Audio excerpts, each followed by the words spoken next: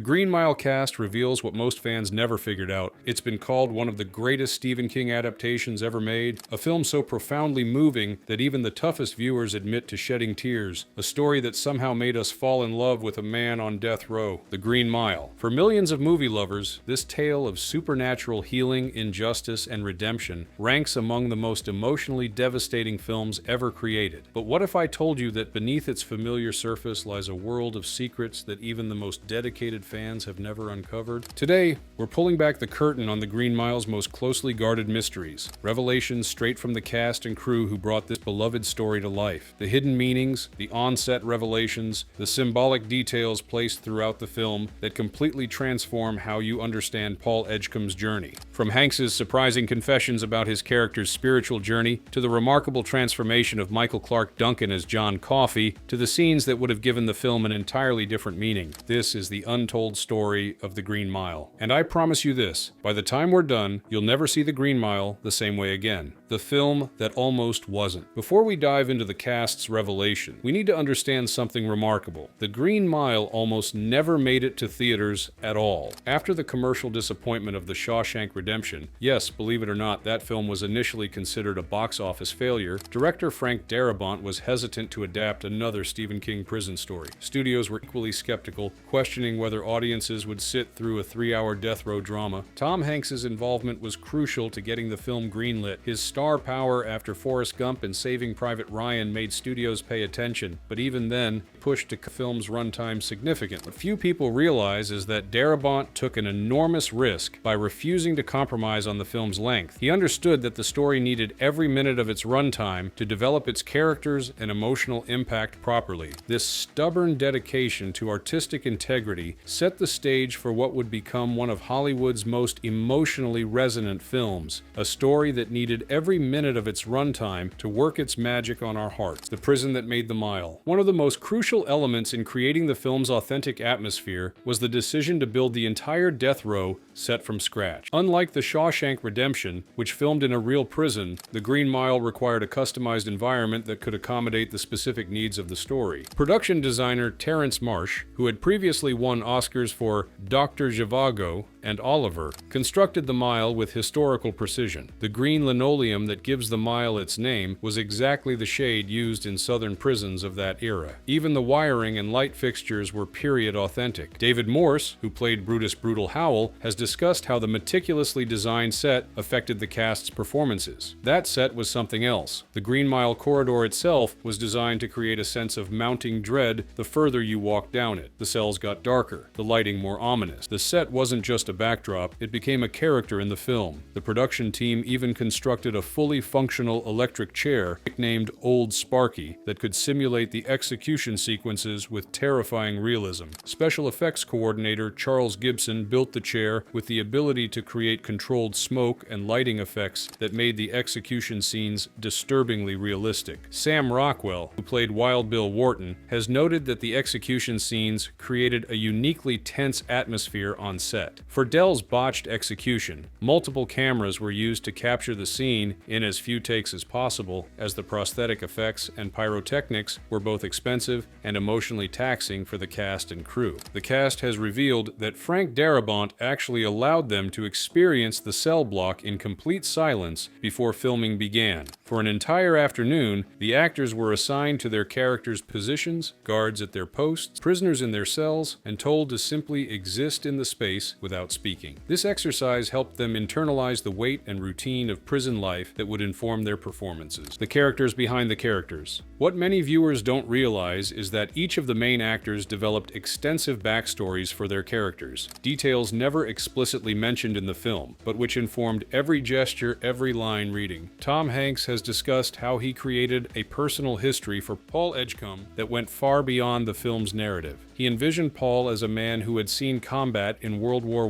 I, which explained his fundamental decency and his disturbed reaction to Percy's cruelty. It reminded him of the senseless violence he had witnessed in war. Michael Clarke Duncan prepared for John Coffey's character by visiting hospitals and studying people who needed care. This research informed Duncan's performance in subtle ways most viewers never consciously register. When John Coffey is in his cell, Duncan kept his body language childlike, vulnerable, but in moments moments of healing or power, like when he cures Paul's infection, his posture becomes more confident, more divine. Doug Hutchison, who played Percy Wetmore, has shared that he based the character's sadism on a childhood bully, channeling that specific personality into his performance. His personal connection, Percy's cruelty, an authentic quality that makes viewers' skin crawl. These character backgrounds represent how the actors infused their roles with personal connections and detailed research that transformed The Green Mile from a supernatural prison drama into something far more human. The hidden meanings most fans never catch. The Green Mile is layered with symbolism that most viewers, even devoted fans, completely miss on their first several viewings. Cast and crew have revealed some of these hidden meanings in interviews over the years. Pay attention to the color green in the film. It's not just the floor of the mile. Green appears whenever death is near. The curtains in the execution chamber, Dell's sponge that should have been soaked in brine, even the reflection in Wild Bill's eyes when he first arrives. This visual motif appears dozens of times throughout the film, but registers only subconsciously for most viewers. The healing scenes in the film carry deeper meaning as well. When John Coffey cures Paul's urinary infection and Melinda Moore's brain tumor, it's not just about physical healing. Everyone John heals undergoes a spiritual transformation too. Paul begins questioning his role in executions. Melinda regains not just health but innocence, speaking to John like a child recognizing another child. John is healing souls, not just bodies. The film contains numerous biblical references that enrich its themes. When John says, "I'm tired, boss, tired of being on the road, lonely as a sparrow in the rain," it echoes Psalm 102. "I am like a desert owl, like an owl among the ruins. I lie awake. I have become like a bird alone on a roof." This connection transforms John from a simple magical character into a Christ-like figure, abandoned and suffering. With this understanding, seemingly small moments take on profound significance. When the guards remove John's chains during the execution, it visually parallels Christ being taken down from the cross. When Paul asks John what he should do, and John simply answers, "You be still," it echoes biblical language of surrender to divine will. The mouse, more than meets the eye. Perhaps no element of The Green Mile is more beloved than Mr. Jingles, the seemingly immortal mouse who becomes Edouard Delacroix's companion. But this tiny character serves a much deeper purpose than mere comic relief. The mouse is essentially the moral compass of the entire film. Notice who shows kindness to him and who doesn't. It's the first test of character we see. Dell, for all his crimes, shows gentleness to this small creature. Percy tries to kill it simply because he can. Paul initially wants to ignore it, but eventually makes a choice to protect it. That choice foreshadows his later decision to help John Coffey. Mr. Jingles serves as a test case for the film's central question. Do the vulnerable deserve protection, even at personal cost? Every character answers that question in their treatment of the mouse, long before they have to answer it regarding John Coffey. This carefully planned symbolism gives new meaning to the film's epilogue, where we learn that Mr. Jingles has lived for decades beyond a normal mouse's lifespan. Like Paul, he carries the blessing and curse of John Coffey's touch, a reminder of supernatural grace in an otherwise ordinary world. The weather as storytelling. One of the most subtle yet effective techniques in The Green Mile is how the film uses weather to tell its story. The weather outside the prison reflects what's happening emotionally inside. The night of Dell's botched execution, there's a violent thunderstorm. The day John confesses the truth to Paul, it's unnaturally still and quiet. In contrast, John's execution takes place on a clear, moonlit night, nature at its most serene and beautiful, matching the peaceful acceptance John has reached. Most significantly, when Paul visits Coffey's grave in the epilogue, we see the first genuinely sunny day in the entire film. The final cemetery scene is the only one with truly beautiful weather. Every other outdoor scene has clouds, rain, or is shot at night. The sun doesn't truly shine until Paul has carried the burden of his story for decades and finally shares it. This visual storytelling technique works so subtly that most viewers never consciously notice it, yet it affects the emotional tenor of every scene. The prison exists in a perpetual state of gloom, while peace, true peace, is bathed in sunlight. John Coffey's fear of the dark. For many fans, the moment John Coffey confesses his fear of the dark before his execution represents the emotional climax of the film.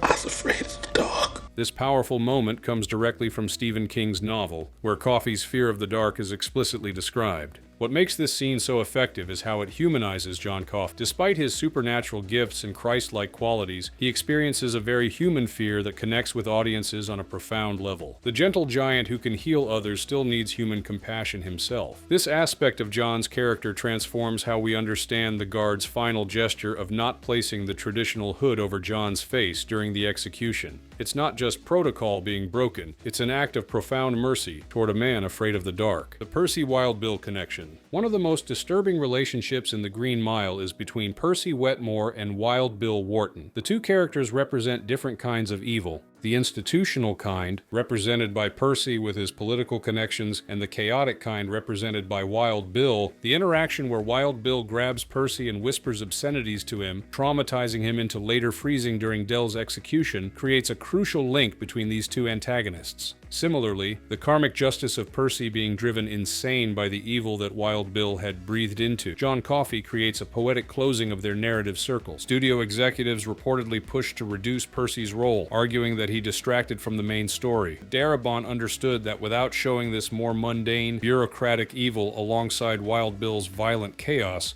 John's execution wouldn't carry the same moral weight. We needed to see how systems protect the Percy Wetmores of the world while condemning the John Coffeys. This context makes Percy's ultimate fate, catatonic in a mental institution, even more poignant. The man who abused his power so cruelly ends up as helpless as his former prisoners, protected only by the same system he once exploited. The miracle in The Green Mile, not what you think. While most viewers assume the primary miracle in the film is John Coffey's healing power, there's a much more nuanced interpretation to consider. The real miracle isn't John's supernatural abilities, it's the moral awakening he creates in Paul and the other guards. These men start the film as cogs in a killing machine, just doing their jobs. By the end, they're willing to risk everything, their careers, their freedom, potentially their lives, try to save an innocent man. This understanding transforms the film from a supernatural drama into something far more profound, a meditation on how, even within the most rigid systems,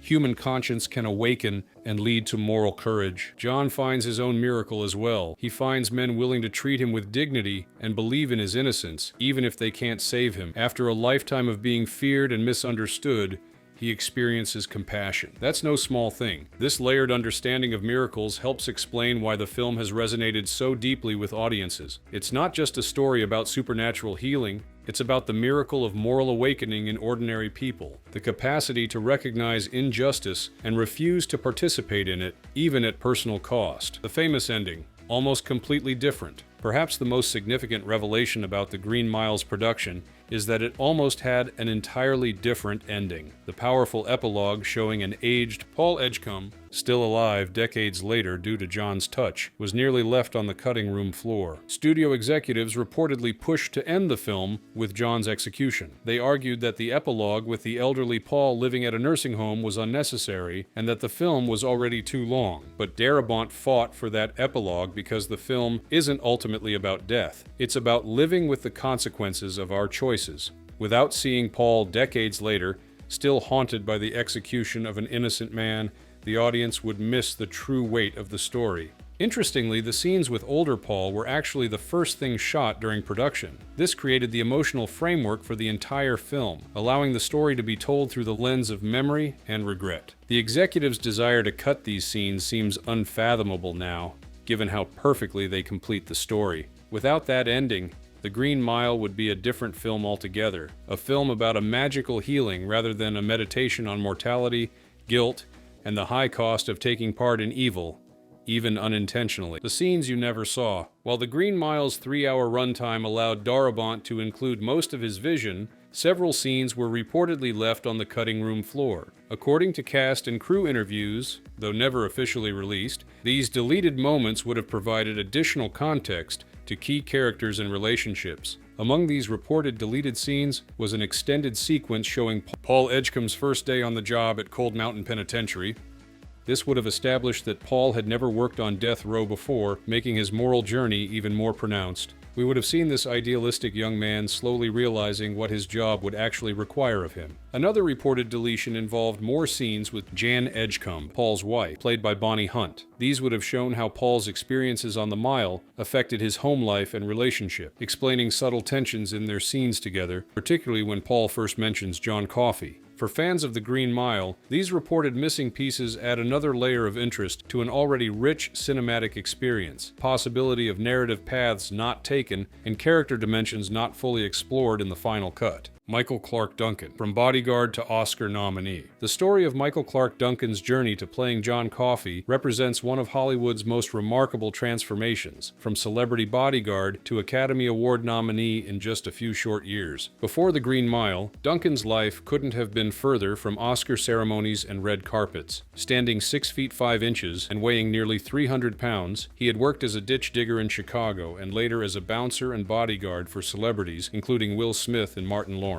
His acting resume consisted of small roles as bouncers, security guards, and intimidating background characters. The casting of John Coffey was a monumental challenge. The character required not just physical presence, but an ability to project both childlike innocence and otherworldly wisdom. Duncan almost didn't audition for the role. His manager had to convince him to try out, as Duncan believed he wasn't actor enough for such a complex character. The audition itself has become Hollywood legend. Duncan was reportedly so nervous that he struggled with his lines, but when he delivered John Coffey's iconic "I'm tired of people being ugly to each other" monologue, the room fell silent. Darabont later said he knew immediately they had found John Coffey. To prepare for the role, Duncan worked with acting coach Larry Moss, famous for preparing numerous actors for transformative roles. He studied people who needed care, observed children to capture their unguarded reactions, and developed a softer physicality than his previous intimidating roles required. When filming began, Duncan still struggled with confidence. Tom Hanks became an impromptu mentor, offering guidance between takes and helping Duncan navigate his first major film role. When the film was released, critics who had never heard of Michael Clarke Duncan were stunned by his performance. He received Academy Award and Golden Globe nominations for Best Supporting Actor, an almost unprecedented achievement for someone with such limited prior acting experience. Though Duncan ultimately lost the Oscar to Michael Caine for The Cider House Rules, the nomination transformed his career and life. He went on to appear in major films including The Whole Nine Yards, Planet of the Apes, The Scorpion King, and Daredevil, never again playing unnamed security guards or bouncers. The transformation of Michael Clarke Duncan from bodyguard to Oscar nominee remains one of cinema's most inspiring stories, a testament to hidden talent, unexpected opportunities,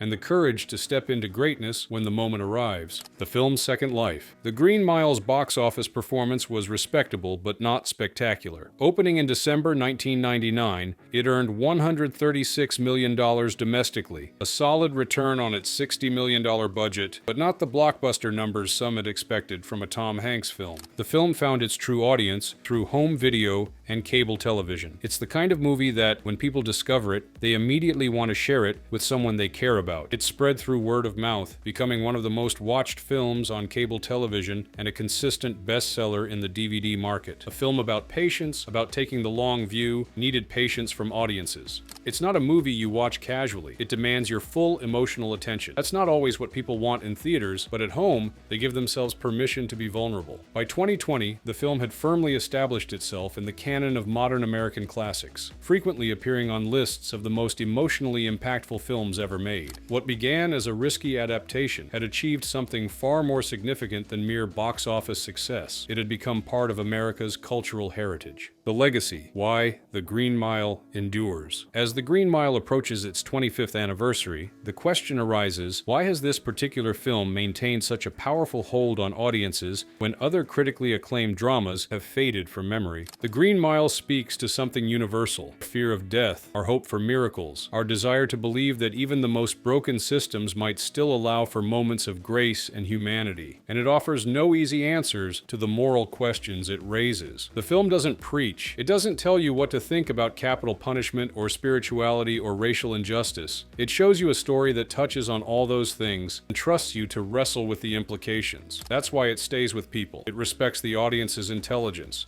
This nuanced approach to profound themes, justice, mortality, faith, redemption, elevates The Green Mile above simple inspirational storytelling. It acknowledges the full complexity of the human condition while ultimately affirming our capacity for compassion and moral courage. The Green Mile is about what can't be taken from us, our essential humanity, our ability to choose compassion even within broken systems, our capacity to recognize injustice and stand against it, however imperfectly. As long as people grapple with these issues, this story will resonate. In a world where commercial entertainment often seems disposable, The Green Mile stands as a reminder that sometimes the stories that find the deepest place in our hearts are the ones that dare to confront us with difficult moral questions and trust us to find our own answers. The Green Mile reminds us why we fall in love with movies in the first place. It's not just entertainment, it's a mirror that reflects our deepest struggles and highest aspirations. Through examining its careful craftsmanship, we can appreciate what makes this film a modern masterpiece. From the meticulously designed prison set to the carefully crafted character journeys, from the thoughtful visual symbolism to Michael Clarke Duncan's transformative performance, every aspect of The Green Mile was created with remarkable intention. Yet it never feels constructed. It feels discovered, as though Darabont and his team didn't create this story so much as uncover it. Perhaps that's why the film has maintained such power over audiences for nearly a quarter century. It doesn't feel like a movie. It feels like truth dressed in the clothes of fiction. As John Coffey tells Paul, "You be kind to them, each and every one.